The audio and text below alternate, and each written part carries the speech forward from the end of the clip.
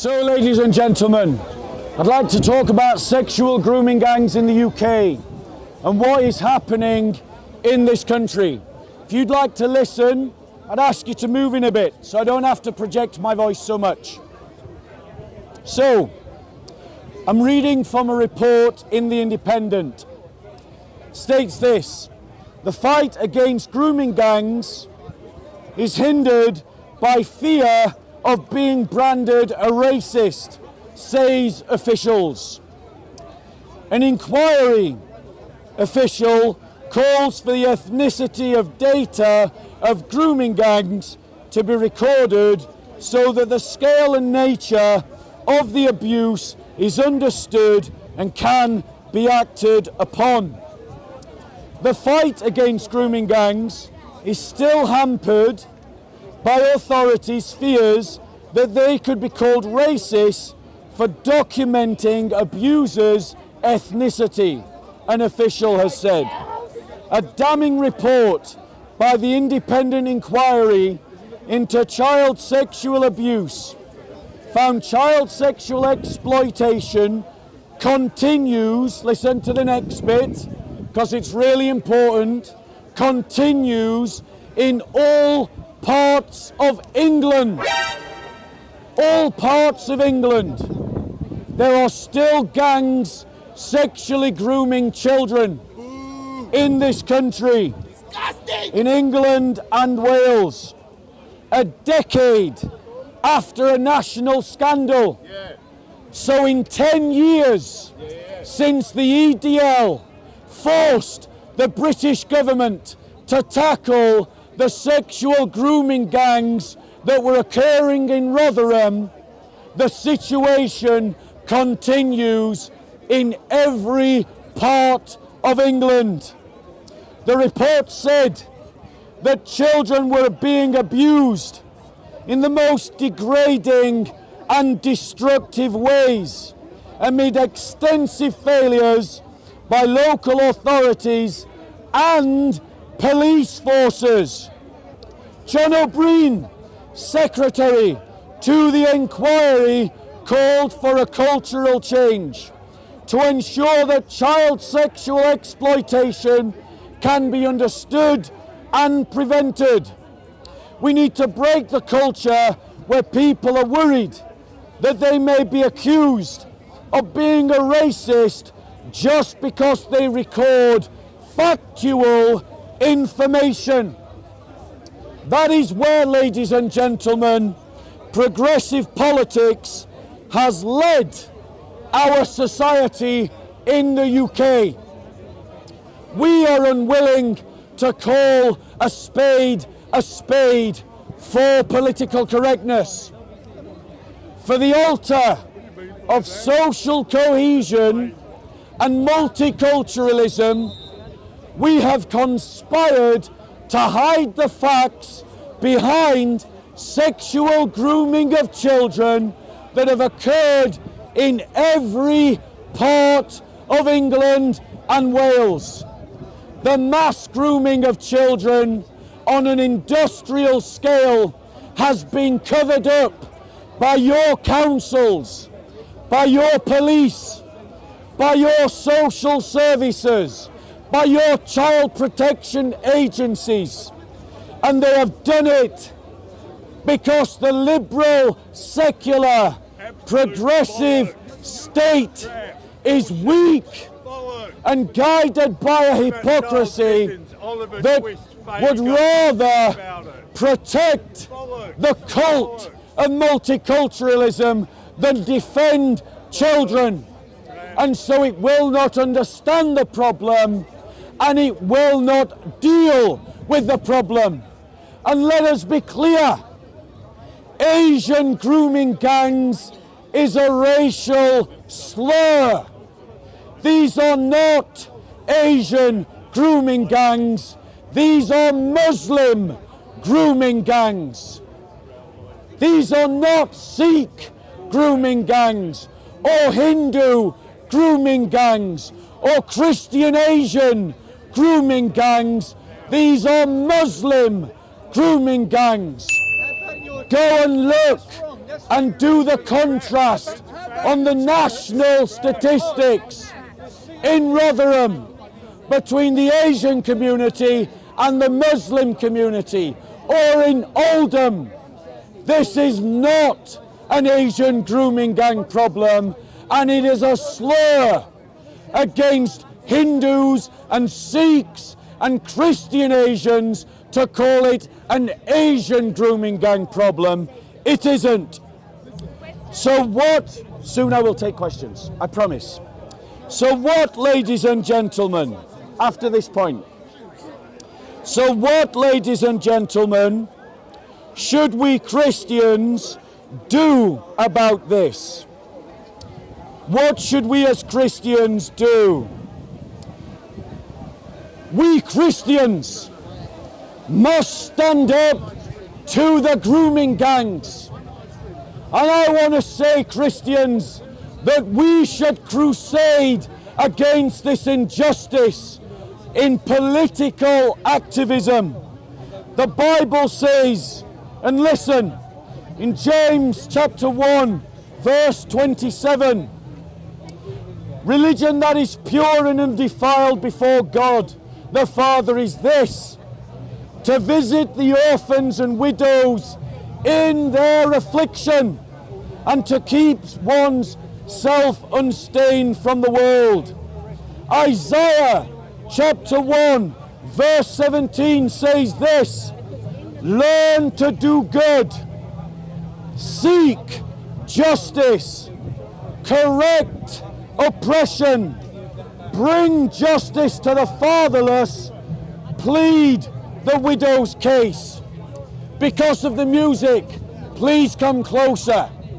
I can't keep up this volume. It says in Proverbs, open your mouth to the mute. I will take questions shortly, patience. Open your mouth for the mute, for the rights of all who are destitute. Open your mouth, judge righteously, defend the rights of the poor and needy.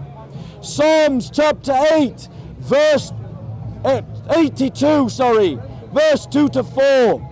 Give justice to the weak and the fatherless. Maintain the right of the afflicted and the destitute. Rescue the weak and the needy. Deliver them from the hand of the wicked. What is more wicked than a gang of Muslim pedophiles grooming children? Christians, I call you to crusade. I call you to stand up against these grooming gangs by uniting, uniting with vigilante groups that hunt down pedophiles, that hunt down child groomers and take them to the police. I want to be clear. I'm not talking or calling you to violence. I'm calling you to action, to go and join the groups that are doing the job that the police are not doing, by entrapping those pedophiles, those groomers that are hunting and pursuing children. As a Christian, you can act, you should act.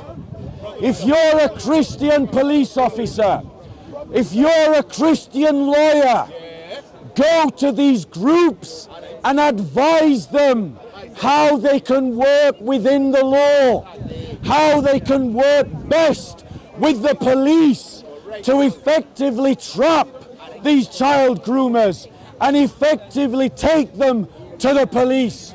If you're a priest or a pastor, invite these groups to your church, bless them and pray for them in what they do. If you're a Christian who knows he is called to arms and works as a security guard, take your license and your skill with these groups to defend them as they trap and hunt down these paedophiles. Christians, organize yourselves. Unite across denominations. Unite across congregations. Organize yourselves. Train yourselves. Mobilize yourselves and resist. It is Christian, it is biblical to crusade against the jihad of child grooming that is occurring in England, and you can do it legally. And if, ladies and gentlemen, you should entrap a paedophile priest or pastor because they exist as well, then all the more power to you for doing so. Now you can ask a question. Before 1900, the age Questions. of consent was 12. How is it that you are now talking that it's Muslims? Like before that, it wasn't even a crime. Okay, Charles Dickens, Oliver Twist, Fagin has a group of children. This was a very common thing in the Shall I reply to that Victorian question? time. You had loads of. Okay, so we're talking about. Yeah. Okay, so Okay. how is it that you blame Muslims? Yes. Exclusively Muslims. Yeah. Let alone the lots of other organisations. In fact, every single organisation that deals with children can, you'll find this is the type of stuff that happens. And before 1900, it wasn't even illegal. Okay, so let me address that point. You cannot talk like biblical truth going back thousands of years when it wasn't a crime. Thank you, sir. Let me address that point. No, you crap on. Right. For hours and JC, hours. do you want to change your microphone? Because I'm going to reply to this guy. Yeah. So let us just change the mic before I reply. So, ladies and gentlemen, the question is, why did I exclusively blame Muslims?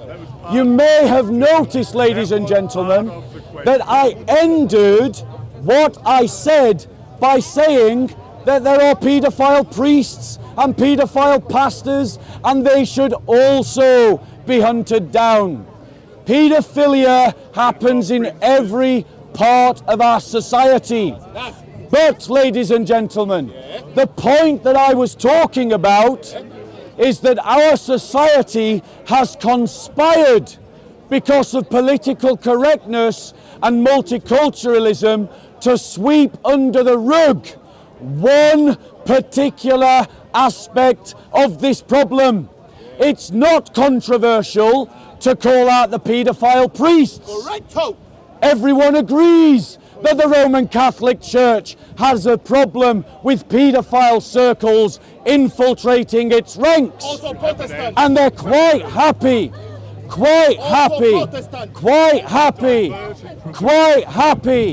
ladies and gentlemen, to call out that paedophilia. But why do we mask and obfuscate the paedophilia in the Muslim community? Why can't we talk about it in the same explicit terms? No, the spoiled child to my left also talked about the fact that child marriage and sex with children was legal in the past, and he is absolutely right to point that out. But the ignorance of past generations should not be used to obfuscate the crimes occurring in our generation. We're dealing with our problems.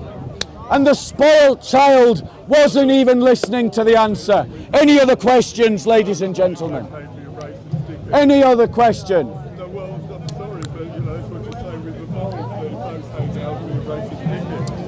Any other questions going once?